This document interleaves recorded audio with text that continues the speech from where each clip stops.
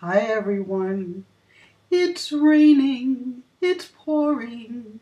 My love life is boring me to tears. Actually, it's not.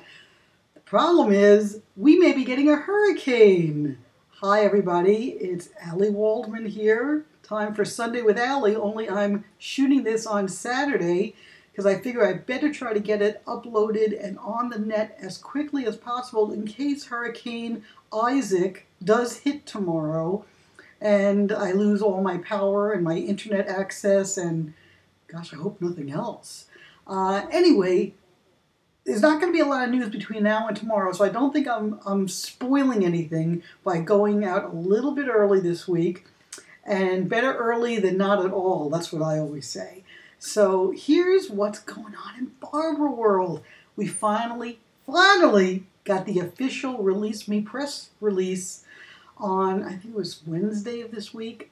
Now, why it took an extra 10 days for them to get the press release out when essentially it said everything that had been leaked prior to that, don't know. Don't know. I can only assume that the people in charge, and I'm meaning Barbra, has to sign off on it, and she was not ready to sign off on it 10 days ago, but she was ready to sign off on it this week after they added a paragraph about some of the music and where it came from, and didn't go into any more specifics. There was one specific that's important, which is that the CD will be released on October 9th, which is a Tuesday. That's 2 days before the first Brooklyn concert, and it is the day after the first Philadelphia concert. So, exciting, right? The vinyl is still coming out on September 25th. I presume that a lot of people are going to get the vinyl, and there's probably going to be quite a few downloads, previous, bonus tracks or early edition downloads. If they sample this album the way they sampled What Matters Most, we may get, 5 or 6 cuts before the album is even released. So I don't think we have too much to worry about. And as I told you guys last week, I am extremely excited about this collection. I think it's wonderful. I think 11 songs is great. I do think we'll get a bonus cut or two. Maybe I'm just being over optimistic. I get the impression that there was never going to be, this was never going to be a box set. I think there was some miscommunication. Maybe people confused that with the DVD collection. I certainly was confused. So I'm not taking myself out of this equation at all. I thought we were going to get a box set too. But clearly, this is an interesting point that somebody brought up on the Barbra message board. If you go strictly by the title, Release Me, the B-sides, the quad versions of songs, the alternate versions that popped up on whether you had the, there was like a different version of Why Did I Choose You that came out after the original Why Did I Choose You. And also all the bonus tracks, Just Because, Let's Start Right Now, things like that. All those kind of songs were released in some format. So strictly speaking, they don't belong on Release Me because they've already been released. Whereas all 11 songs on the CD as it stands now have never been released. Now, you and I have heard With One More Look at You, but not this version. And we've heard Didn't We, but not this orchestrated studio version. And we certainly have heard How Are Things in Glockamora, Heather on the Hill, but that's only because of the industrious fans who got the bootleg videos that from the Rupert Holmes sessions and put them up on YouTube. Otherwise, we wouldn't have heard that song. So bootlegs don't count, and all 11 songs on here are truly unreleased material, which will now be released. So by the strict letter of the law and the cuteness of the pun, which I think is what Barbra's going by, Release Me is correct when it comes to these 11 songs. Now, about the 11 songs, Didn't We is off of the Singer project, which was never done. It's a Jimmy Webb song. We do know there was a live version on Live Concert at the Forum. We do know that she sang it on the David Frost show. Some of you may have seen that clip. Willow Whip for me is the oldest cut on the album. It's from 1967. It was supposed to be on Simply Streisand. I don't know about you guys, but I remember when the Christmas album came out. I think it was re-released in 69 or 70, and there was a little booklet inside it that included all the Barbra Streisand songs on albums up until that point. And when I remember opening it up, I saw that Simply Streisand included Willow Weep for Me and Spring Can Really Hang You Up the Most. And I was like, no it didn't! Where are those songs? So, after all these years, we're finally getting Willow Weep for Me. And as Barbara notes in the press release notes, it's a Ray Ellis arrangement. And Ray Ellis did some fabulous work for Barbara. He also did some wonderful work with the legendary, as Barbara puts it, Billie Holiday. Then we have I Think It's Gonna Rain Today with Randy Newman on the piano. He wrote the song. That is great. That's from the Stony End era, Stony End album, actually. With One More Look at You, of course, is from 76. It was recorded for the Star is Born soundtrack, or at least for the Star is Born period. Now, they say there are 2 tracks from the Broadway album sessions. One is Home, and the other is How Are Things in Glockamore, Heather on the Hill. That's not technically correct. Home was recorded during the original Broadway album sessions. I don't know if it's Peter Matt's arrangement. There has been, as I mentioned last week, there's been one famous bootleg of that song going around for years. A lot of people are very critical of it. They don't think Barbara ever had a good handle on the song. As I contended last week, I'm sure that's not the only take that Barbara did. So I'm kind of hoping that the next version we hear of Home will be a better session and a better cut, and the people who are unhappy with the one that's been bootlegging around for years will get over it. As for How Are Things in Glockamore, Heather on the Hill, those are from the Rupert Holmes Back to Broadway sessions, which are different from the Back to Broadway sessions that Barbara did with David Foster. How Are Things in Glockamore and Heather on the Hill is practically a perfect recording. It cannot be any better. Why it was never released, I'm sure there was some funky reason. It's going to be one of the stars of this Release Me set. It is breathtakingly beautiful. And I don't even know if they've left the YouTube video up now or they've pulled that down. It is an amazing, amazing recording. So I'm extremely excited about Release Me. I'm also excited about the fact that the album will now officially be out on October 9th. I am flying to New York on October 10th. You can guess what I'll be playing on my iPod the entire trip to New York. I will be playing Release Me over and over and over again. So I'm very, very excited. And as I said last week, and I hate repeating myself, but for those who didn't like it, I love the cover. I think it's great. Now, speaking of covers, I got a big surprise for everybody. You ready?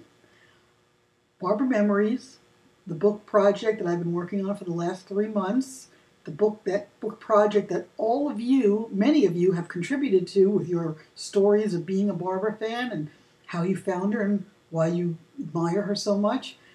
The book is in the end stages. I mean, we're like day by day finishing up all the little loose ends because my designer's going on vacation. I got to get it to the printer. I got to see a first copy of it so then I can order the rest of the copies.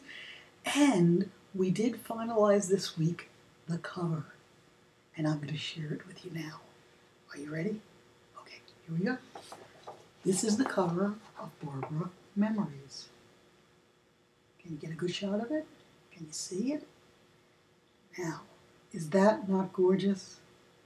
I mean, aside from the fact that Barbra's beautiful, my designer Steve Baxter did a beautiful design. And I think that is a knockout cover. And I cannot wait to share it with everybody. Barbra Memories.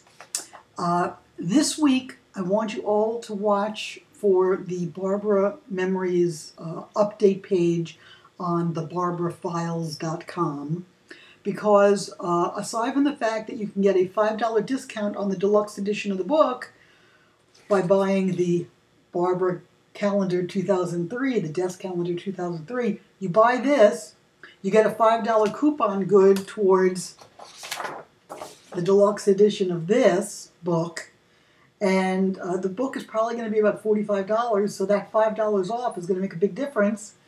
And but go to the Barbra Files this week because you're going to be able to start pre-ordering the book. Now here's the deal.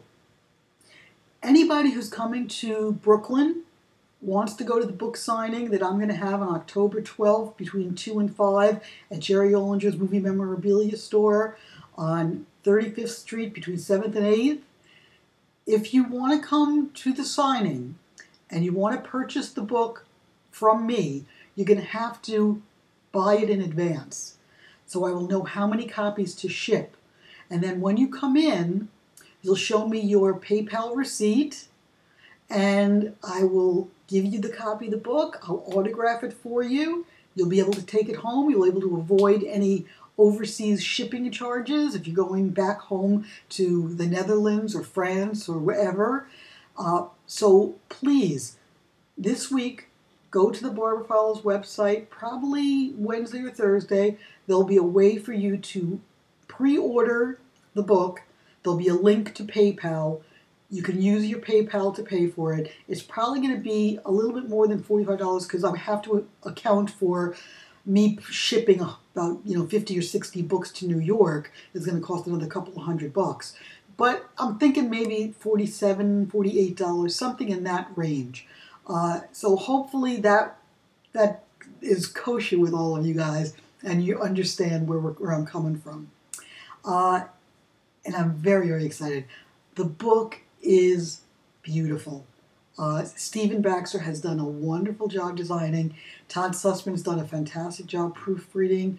Your stories, the people who contributed, the final people who made it into the book, the stories are great. I think this is going to be a wonderful, wonderful project. The ultimate gift to Barbra. I think she's really going to be touched by this one, guys. I really do. I think, I know I'm a sentimental sap, but I really think this is going to mean a lot to her because these stories are very, very beautiful and poignant and touching and funny and sweet. So it's going to be something special. Barbra Files website. That's the Barbra Files, FILES.com website. Now, this past week we did have some sad news. Phyllis Diller died. Phyllis celebrated her birthday just on July 18th. I had written about Phyllis on the website, and I had recalled a story. Not only did Phyllis appear at Barbra's AFI tribute and was the opening act, she talked about the fact that Barbra had been her opening act at the Bonsoir back in the day. And Phyllis and Barbra also appeared together on The Tonight Show in Barbra's first appearance there with Orson Bean as the guest host. And Phyllis was very, very nice to Barbra early on in her career. And they really clicked and they stayed good friends. I don't think they were like buddies going out to lunch, but clearly there was always good feelings there. And Barbra did comment this week that she thought that Phyllis was a wondrous spirit who had been great to her.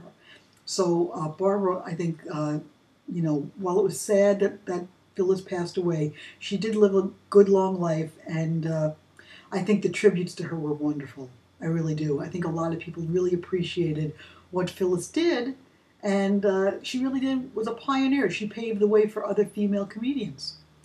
Another interesting thing that's happened this week regarding female comedians, I saw that Rosie O'Donnell explained that she had a heart attack. And I was of two minds on this. First of all, I was sorry to hear that Rosie had a heart attack. Glad to hear that she was smart enough to take an aspirin and go see the doctor the next day and have treatment.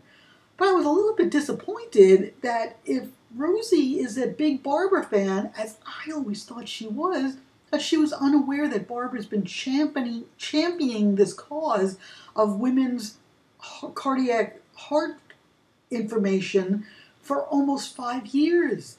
And there was a story just a couple of weeks ago that Barbra had herself raised $22 million for the cardiac center at Cedars-Sinai, which now bears Barbra's name. Rosie, if you're listening, go to Barbra's site. Go look at the PSAs. Go look at all the information. You should have known based on being a Barbra fan. Because right now, God forbid anything happened to me, I had any of the symptoms that I saw on those PSAs, I'd be thinking heart attack. As a matter of fact, I think I should even tell you guys this. As I'm going through my chemotherapy, one of the side effects that they worried about was the effect that this one medication might have on my heart. So I spoke to my doctor and I said, I want my heart checked. I want to make sure that I'm not, in any way vulnerable to a heart attack or a heart incident. And I've gone and had 2 echocardiograms. Fortunately, they both showed that I've had no damage to my heart, and my heart's in good shape. So I can continue taking the chemotherapy medication, which is combating my cancer. But I urge every woman out there, young or old, be aware. Think about your heart. Read Barbra's site and learn what signs to watch out for, because we all should be more aware. Okay? Be aware. Let's see, what else is on my list of things to talk about? Let's take a look. Barbra. Barbra is heading to New York probably next week. It looks like she's going to spend pretty much the month of September in New York. The Clinton Global Initiative is September 23rd to 25th. Barbra goes every year. I'm sure she'll be reporting this year about her fundraising for the Women's Cardiac Center at Cedars-Sinai. And we know she's definitely going to be there. She's also going to be doing pre-production on the concert. They're all done. Richard J. Alexander reported that they finished all the rehearsals in Los Angeles and Malibu, and the show is now pretty much set. Now what they're going to do is they're going to go east. They're probably going to rent a space, and they're going to probably start putting it up on its feet, figuring out the lighting, figuring out the choreography, if they haven't already done that, and pretty much setting the show, because they have an opening on October 8th in Philadelphia, and you better believe they're going to be prepared. Now, why else would Barbra be in New York in September? Well, rumor has it, from some very good sources, that Barbra will be laying some tracks down, vocal tracks, for Gypsy, that she's going to be recording, and she's going to record in New York. Now, my theory is that she's going to be recording in New York because Stephen Sondheim is in New York. And I think Stephen Sondheim is going to be, intimately involved in the creation of the score for Gypsy. Now, some people have wondered, well, don't they need the other characters to sing? Well, not necessarily. The way they do recording these days, people don't stand, right next to each other to record like they did in the old days.